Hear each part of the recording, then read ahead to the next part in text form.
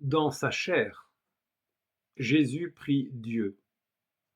Jésus appelle Dieu mon Père.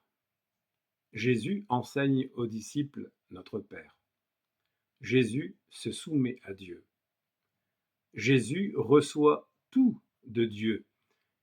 Jésus remet son esprit à Dieu. Le Christ avait une relation avec Dieu, une relation de filiation. Il est le modèle. Il enseignait à ses disciples la prière au Père. Comment prier?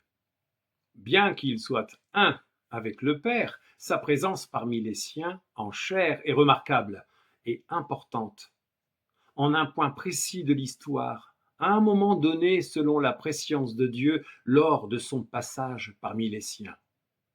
Avant que le monde fût, il était autrement présenté, la parole de Dieu, cette parole qui était au commencement avec Dieu et qui était Dieu.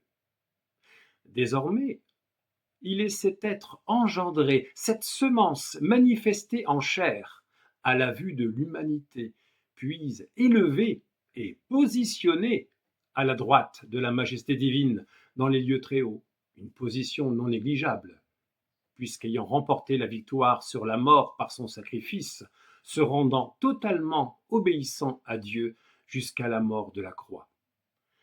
D'où la nécessité de le reconnaître pleinement dans son humanité, dans sa chair, élevé, désormais glorifié, couronné de gloire et d'honneur, poursuit l'Écriture. Je refuse l'idée d'un Jésus qui fait semblant d'être homme ou qui joue la dépendance. Je vois un homme réel, un fils réel, un modèle réel. C'est exactement ce que disent les évangiles. Bien qu'il ait été un avec le Père, je ne confonds pas l'unité et l'identité.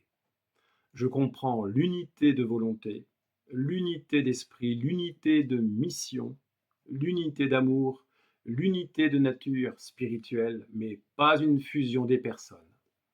Jean 17, afin qu'ils soient un comme nous sommes un. Cette unité n'est pas une confusion, elle est une communion.